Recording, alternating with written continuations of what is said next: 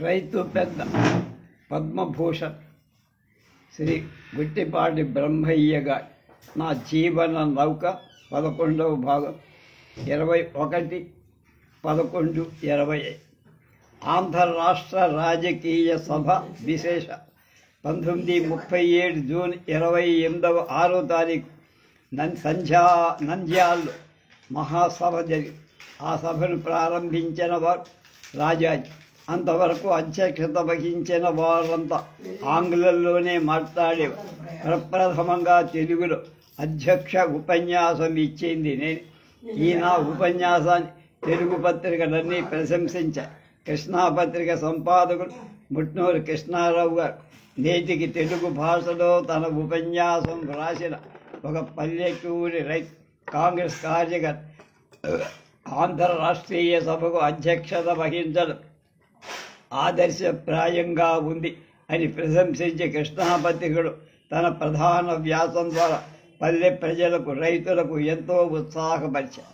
Madras mail కింది విధంగా రాసింది: అధ్యక్షుడు తాను రాజకీయవేత్త కానని, విద్యాధికుడను అస్సలే కానని, తాను కేవలం పల్లెటూరి రైతునని చెప్పారు. కానీ సభా ప్రారంభకుడుగా ఉన్న రాజగోపాలాచారి ఉపన్యాసం కంటే ఈయన ఉపన్యాసం అన్ని విషయాలు చర్చించడం వల్ల సమగ్రంగా సముచితంగా ఉంది. పైన నేను తెలిపిన ఢిల్లీ అసెంబ్లీ వివాదం వల్ల 2 వర్గాలుగా సభికులు చీరారు. యువకుల నాయకత్వం అల్లూరి సత్యనారాయణరాజు, డాక్టర్ ముడ్పూరి రంగయ్య గారు వైపు. ఈ సభలో సాంబమూర్తి గారిపై కోపం వెల్లడి. ఆయన మాట్లాడుతుండగా ఎవరు ఆయన అసత్యవాది అయిన తోలడం, ఆ మాటలు ఉపసంహరించుకోవాలని కేకలు బయలుదే. ఆ అన్నవారెవరూ గుర్తుపట్టడం అంచేత సభవారి తరపున సభకు అధ్యక్షుడైన నేనే సాంబమూర్తి గారికి క్షమాపణ చెప్పుకుంటుందో కార్యక్రమం సక్రమంగా జరిగే ప్రశాంత పరిస్థితి. ఈ నా సభ స్ఫూర్తికి సభ్యులంతా సంతోషించారు. తరువాత సాంబమూర్తి గారు మాట్లాడేటప్పుడు ఒక వివాదం ఏర్పడి దానిపైన నేను నిర్ణయించిన తర్వాత దానికి భిన్నంగా సాంబమూర్తి గారు తిరిగి ఉపన్యాసం చేయడం ప్రారంభించి అధ్యక్షుడి నిర్ణయం తర్వాత భిన్నంగా మాట్లాడటం సభా మర్యాదం కాదని నేను అనేసరికి సభ దీనికి హర్షామోదం చూపి ఏ సమయంలో భగ్నమవుతుందో అనే ధోరణిలో జరిగిన ఈ సభను జయప్రదంగా సమయస్ఫూర్తిగా అందరి ప్రశంసలు అందుకునే తీరు నేను నిర్వహించి సభను సామరస్యంగా నడిపిన పెద్దలు కొండా వెంకటప్పయ్య పంతులు గారు, రామదాసు పంతులు, ప్రకాశం పంతులు గారు నన్ను అభినందిస్తూ మాట్లాడారు. మిగతా పెద్దలు సభలో నన్ను అభినంది పట్టాధికారి వేదికపైకి రాల. ఆయన నాతో చెప్పారు, నేను వేదికపైకి రాకపోవడానికి కారణం నా పట్ల మీకు పెద్దరికం, ప్రేమ ఉండటం. ఏదైనా విషయం నిర్ణయం చేయాల్సి వచ్చినప్పుడు నా వంక మీరు చూస్తారు. అప్పుడు మీ వ్యక్తిత్వం దెబ్బతింటు. నేను లేకపోతే మీరు సమయస్ఫూర్తిగా వ్యవహరిస్తారు, మీ ప్రతిష్ట పెరుగు. ఇది నాకు తెలుసు అన్న. ఆ సమావేశ సందర్భంలో చెరుకువాడగా ప్రశంసలు పొందాను నేను. ఆ ప్రధాన కార్యదర్శి గురుసు సాంబమూర్తి గారు నా దగ్గర కూర్చొని కార్యక్రమ నిర్వహణలో నాకు సలహాలు బాగా తోడ్పడ్డారు. వారి స్మృతికి నా కృతజ్ఞతాపూర్వక నమస్కారం. 1937 సంవత్సరం నంద్యాలలో జరిగిన ఆంధ్ర రాష్ట్ర రాజకీయ మహాసభ అధ్యక్షుడిగా నేను నియమితమైన స్వర్గీయ ముట్టూరి కృష్ణారావు గారి సంపాదకి బ్రహ్మయ్య గారు యువకులలో యువకుడు, రైతుల్లో రైతు, సోషలిస్టుల్లో సోషలిస్ట్, కాంగ్రెస్ భక్తులలో కాంగ్రెస్ భక్తు. ఏ ఉద్యమం ఎడల వీరికి స్పర్ధలే. అన్నిటినీ సమన్వయం చేసుకోగల ఉదార శక్తి, జనసామాన్యం యొక్క గర్భిత సంఘటనా శక్తి, సంపూర్ణ విశ్వాసం గల కార్యదక్ష.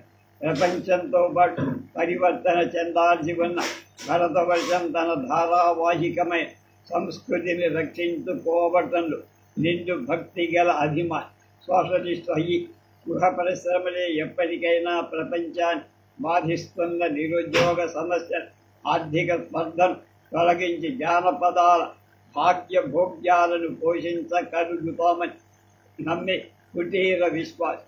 మంత్రిత్వ స్వీకరణ తనకు అనుగుడైన కాంగ్రెస్ యొక్క విధి కృత్యా శాసనసభల బయటని ఎక్కువగా నిర్వర్తించబడాలని వాదించే గ్రామోజ్జీవ ప్రబోధం, కర్షకులు కార్మికులకు ప్రత్యేక సంఘాల అవసరం నిరూపించి కాంగ్రెస్ యొక్క సమగ్రతను పోషింపగల సమకట్టు కాంగ్రెస్ సంపూర్ణ స్వాతంత్ర లక్ష్యం సంకుచిత పరుదులకు ఏమాత్రము అంగీకరించకపోయిన తత్సిద్ధికి పూర్వం దేశం క్రమానుగతంగా దాటాల్సిన కక్షాంతరాలు గుర్తింపగల ఖద్దరు దేశ కళ్యాణం అపేక్షించే ప్రతి భారతీయుడు విధిగా దీన్ని ధరించాల్సిన దీక్షావస్త్రమని దురవిస్తూ నేడు సాంఘిక రాజకీయ విషయాలు ప్రబలుతున్నటువంటి సమాన ప్రతిభ ఆర్థిక శాఖ కూడా అనువర్తించి కొద్దిమంది సామ్యనీతి విరుద్ధమై జమీందారీ పద్ధతి వెంటనే కాకపోయిన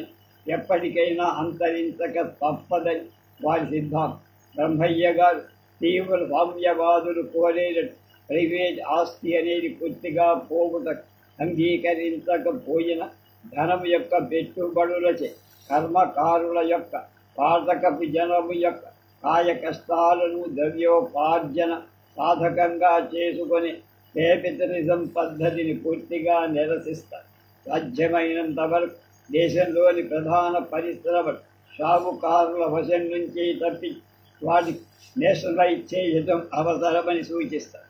రష్యాలో కాన్స్టిట్యూషన్లో ఇటీవల జరిగే మార్పులను బట్టి వ్యక్తి జీవనం సమిష్టికి కేవలం దానం వచ్చి చేసినట్టుగా చేయటం మానవ ప్రకృతి సహింపజాలది. కష్టపడు వ్యక్తి సమిష్టులు రెండు సమాన స్వాతంత్రాలు కలవు. వ్యక్తి స్వాతంత్రం పేదల సమిష్టి యొక్క అధికారాన్ని సంపూర్ణంగా నిరాకరించే సంఘం అరాచకానికి దిగి విచ్ఛిన్నమవుతుంది. సమిష్టి తన అధికారం చే వ్యక్తిని పూర్తిగా అణగదొక్కగా స్వాతంత్రం నామమాత్రమే మానవ ప్రకృతి విరసితరహితమైన యంత్రం లాగా జడతుల్యా మానవుడి భావి దశ ఈ వ్యక్తి స్వాతంత్రాన్ని ఈ సమిష్టి అధికారాన్ని సమన్వయపరచుటమే కాక బ్రహ్మయ్య గారి సిద్ధాంతం, బ్రహ్మయ్య గారి వివేచనాపడి అత్యద్భుతం. సంస్కరణ ఉత్సాహులయ్యు ప్రతిపాత వ్యవస్థను నిరసింప ప్రాచీన సంస్థల ఎడ గౌరముండి కొత్త భావాలు స్వీకరించడం సాహసం చూపుతారు. జాతీయ జీవనంలోని సాంఘిక ఆర్థిక నైతిక ప్రచరణ అన్నిటిలోనూ ఏకవాక్యతను కోర్పగల విశాల ప్రతిభ ఆయనకు. యువకులైనందుకు ఉత్సాహపూరితులై పెద్దలను తోలనాడ రైతులైన కాంగ్రెస్ ఒక్క రైతునే కాక ఇతరులకు కూడా అందుబాటులో ఉండాలని వాదిస్తారు. కార్యకర్తల కర్మకారులు సంఘీభావాన్ని ప్రోద్బలపరుస్తున్న ఎర్ర జెండాను కాంగ్రెస్ ధ్వజంపై ఎక్కించేంత అసహనశీలులు పెద్దల నెమ్మది యువకుల భావోద్వేగం వీరియందు మూర్తీభవించింది. 19/6/37 కృష్ణాపత్రికలో ఆయన రాసింది. ఎవరు? పుట్నూరు. ఈ నంద్యాల సభ అయిన ఒక నెలలోపై రాజగోపాలాచారి నాయకత్వం కింద మద్రాసు రాష్ట్రంలో కాంగ్రెస్ ప్రభుత్వం ఏర్పడి ప్రకాశం పంతులు గారు రెవెన్యూ మంత్రి, సాంబమూర్తి గారు స్పీకర్ అవ్వటం చేత ఆంధ్ర రాష్ట్ర కాంగ్రెస్ అధ్యక్ష ప్రధాన కార్యదర్శి పదవులు ఖాళీ అయ్యాయి. నంద్యాల సభలో నాపై అన్ని జిల్లాల వాళ్ళకి గల సద్భావాన్ని పురస్కరించుకొని రాష్ట్ర కాంగ్రెస్ ప్రధాన కార్యదర్శి పదవి ద్వారా సేవ చేయాలని సంకల్పం నాకలి. అయితే అధ్యక్షుడు ఎవరు అనే ప్రశ్న ఆలోచించుకొని పట్టాధికారితో సంప్రదించి వారిని అధ్యక్షులుగా ఉండమని కోరారు. వారు ఒప్పుకోల. పుట్నూరు కృష్ణారావు గారితో నేను విషయం ప్రస్తావించి, నేను కార్యదర్శి అవ్వడానికి అవకాశాలు ఎక్కువగా ఉన్నాయి. పట్టాధికారి ప్రెసిడెంట్ అయితే ఇరుపులో పరస్పర సహకారంతో ఆంధ్రదేశాన్ని ఎక్కువ సేవ చేయగల అవకాశం ఉంటుందని చెప్పారు. కొంత సంభాషణ తర్వాత పట్టాభి ఆ ఎన్నిక నాడు ఉండడు. ఆయన కాంగ్రెస్ కార్యవర్గ సమావేశం వెళ్తారు. మీరు ఆయన్ను ఎన్నుకునేటట్టయితే ఆయన చేత ఒప్పించే భారం నాది అన్నారు కృష్ణ.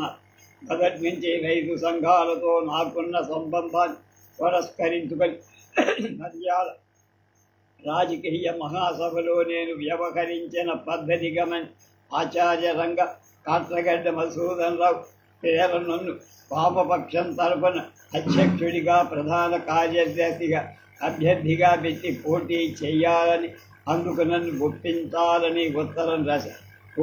ఒప్పించవద్దు. 1937 జూలైలో అధ్యక్ష ప్రధాన కార్యదర్శి ఎన్నిక గురించి రాష్ట్ర కాంగ్రెస్ సంఘ సభ్యులు సమావేశం జరిగింది. ఈ సమావేశానికి 2 రోజుల ముందు రాత్రి మిత్రులు కొందరు డాక్టర్ అచ్చమాంబ గారి ఇంటి దగ్గర సమావేశమై నన్ను పిలిచారు. నేను కొల్లిపర సూరయ్య, దుగ్గిరాల బలరామకృష్ణయ్య, విల్ల మద్దూరి అన్నపూర్ణయ్య, అల్లూరి సత్యనారాయణరాజు, కొమ్మారెడ్డి సత్యనారాయణమూర్తి, డాక్టర్ రంగయ్య, కాట్రగడ్డ మధుసూదన్ రావు ప్రభుత్వం అక్కడే ఉన్నారు. ఈ ఉత్తరం నాకు చదివి నన్ను అధ్యక్షుడిగా కానీ కార్యదర్శిగా కానీ ఉండమని కోరా.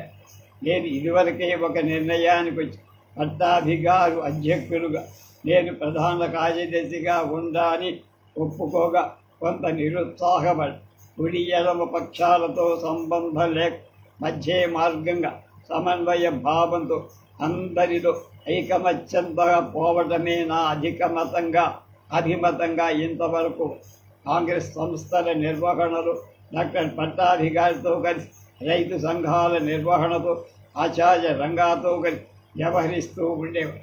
నంద్యాల మహాసభకు పూర్వం రైతు సంఘాల సంవత్సరిక సమావేశం నిడుబ్రోల్లో జరిగి నియమావళి ప్రకారం ఆ సంవత్సరం అధ్యక్షులుగా ఉన్నవారి ఈ సమావేశానికి అధ్యక్షత వహించడం ఒక సంప్రదాయంగా ఉంది. ఆచార్య రంగా గారు ఢిల్లీ నుంచి మీరు నంద్యాల రాజకీయ సభకు అధ్యక్షత వహిస్తున్నారు కనుక ఈ అవకాశాన్ని మీరు ఐచ్ఛికంగా వదులుకుంటే కొమ్మారెడ్డి సత్యనారాయణమూర్తి గారు ఈ సభకు అధ్యక్షత వహించేట్టుగా చేద్దామని నేను అందుకు అనుకూలంగా సమాధానం. నా రాజకీయ భావాలు నంద్యాలలోనే ప్రప్రథమంగా వెల్లడించడం సభ న్యాయం కూడా. ఆచార్య రంగా గారు నా అభిప్రాయం, నా భావాన్ని చాలా అనుగుణంగా ఉన్నందుకు సంతోషం.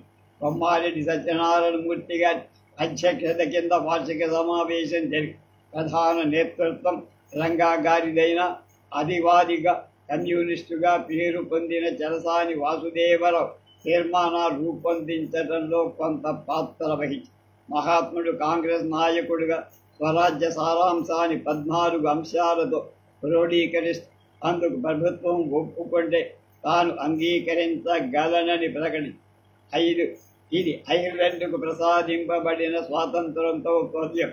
ఈ 14 అంశాలతో కూడిన ప్రకటన గర్హిస్తూ మహాత్ముడు స్వరాజ్య సంరంభానికి నాయకత్వం వహించడానికి తగిన వారు కాదని పండితారాధ్యుల నాగేశ్వరరావు పంతులుగా ఆ సభలో ప్రతిపాదించారు.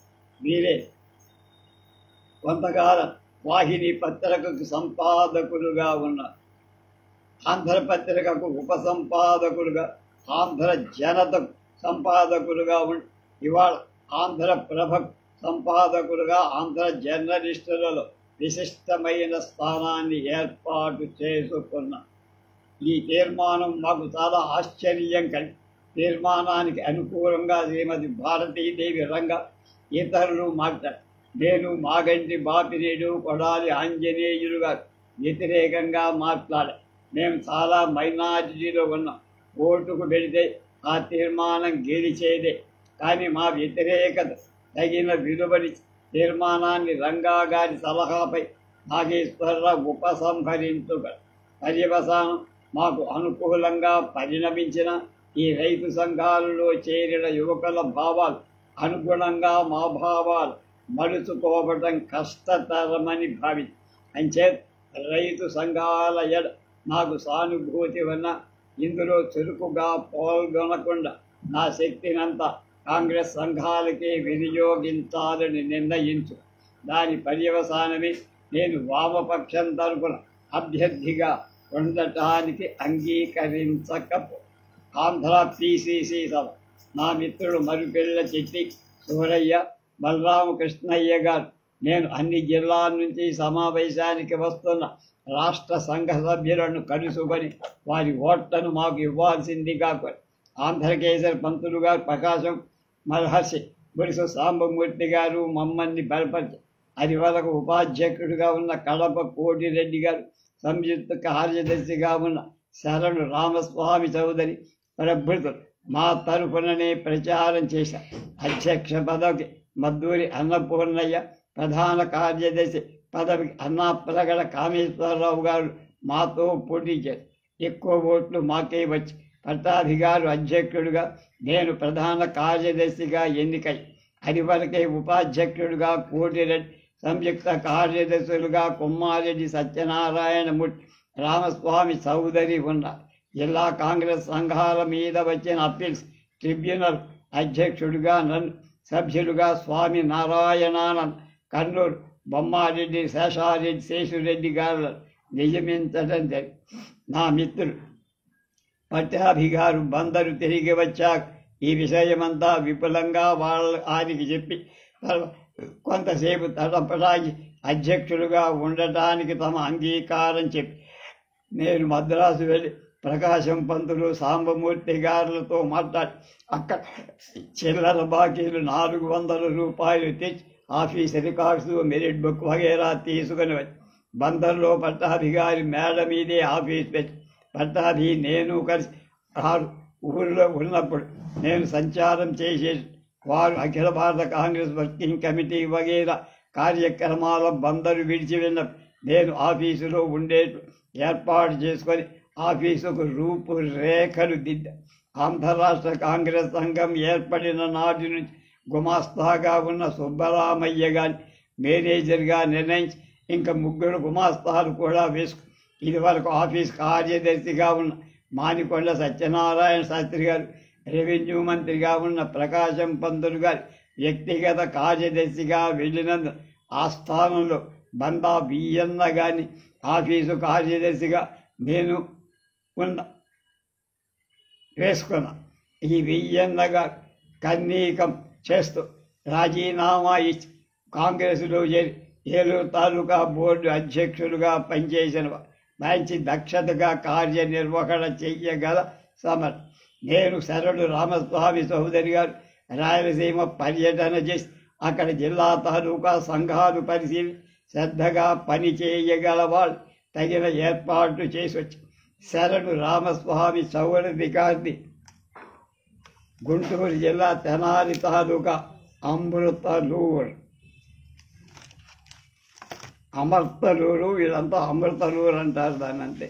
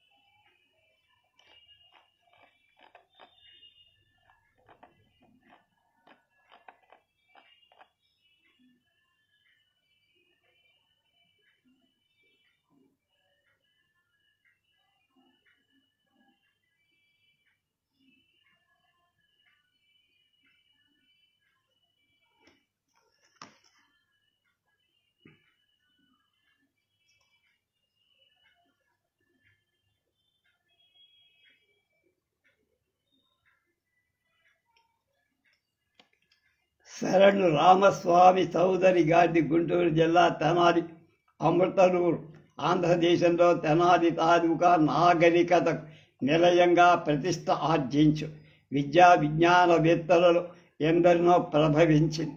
ఆ తాలూకా స్వరాజ్య సంరంభంలో అగ్రతాంబూలం కూడా తెనాలి వారి విలువైన బౌద్ధ గ్రంథాలయం, సంస్కృత విద్యాలయం అమృతలూరు గ్రామ ప్రతిష్టని రామస్వామి చౌదరి 1920లో కాంగ్రెసులో చేరి స్వరాష్ట్ర సంపాదకు నడుం కట్టి కృషి చేసిన త్యాగధరు. చక్కని భాషలో విషయాన్ని విపులీకరిస్తూ మాట్లాడగలదే. జైళ్లలో కూడా ఎప్పుడు ఏదో చదువుతూ కాలాన్ని సద్వినియోగం చేసుకునే ఆంధ్రదేశంలో గ్రంథాలయ ఉద్యమ పితామహ శ్రేణికి చెందిన గుంటూరు జిల్లా గ్రంథాలయ మండలి కొంతకాలం అధ్యక్షులుగా సేవ చేసిన పెద్ద 1936లో ఆంధ్ర రాష్ట్ర కాంగ్రెస్ సంఘానికి సంయుక్త కార్యదర్శి కొమ్మారెడ్డి సత్యనారాయణమూర్తి నన్ను ఎన్నుకోబడ్డ 37 ప్రధాన కార్యదర్శిగా ఎన్నుకోబడిన నేను వీరితో కలిసి రాష్ట్ర కాంగ్రెస్ కార్యనిర్వహణ సాగించి రామస్వామి చౌదరి గారు నేను కలిసి రాయలసీమ జిల్లాల్లో పర్యటించి కాంగ్రెస్ సంస్థను బలపరచడం జరిగింది. ప్రభుత్వం చేత అగ్ర సంస్థగా ప్రకటించబడిన ఆంధ్ర రాష్ట్ర కాంగ్రెస్ సంఘ స్థాని 1934 మేము జైళ్ళ నుండి వచ్చిన తర్వాత ఆంధ్ర అసెంబ్లీని స్థాపించుకొని దానికి అనుబంధంగా రైతు సంఘ కాంగ్రెస్ ఏర్పరచుకున్న దానికి నేను అధ్యక్షుడిగా, రామస్వామి చౌదరి గారు కార్యదర్శిగా ఆంధ్రదేశంలో అన్ని జిల్లాల్లో రైతు సభలను, వ్యవసాయ ఉత్పత్తిదారుల సమావేశాలను జరిపారు. అలాంటి సమావేశం ఒకదాని పెద్ద ఎత్తున అమృతలూరులో కూడా చౌదరి జరిపారు. వీరు ఆంధ్రప్రదేశ్ అసెంబ్లీలో కొంతకాలం సభ్యులుగా వివిధ సమస్యలపై నిర్మాణాత్మకమైన సూచనలు ఉన్నారు. మేము చాలా సన్నిహిత మిత్రులమని చెప్పక కొమ్మారెడ్డి సత్యనారాయణ గారు, వీరి స్వగ్రామం పశ్చిమ గోదావరి జిల్లా పోతునూరు. డాక్టర్ ముల్పూరి రంగయ్య గారు, వీరు జీవికాజు. సత్యనారాయణమూర్తి అభ్యుదయ భావాలు కలవారు, సేవా తత్పరత ఉన్నవారు.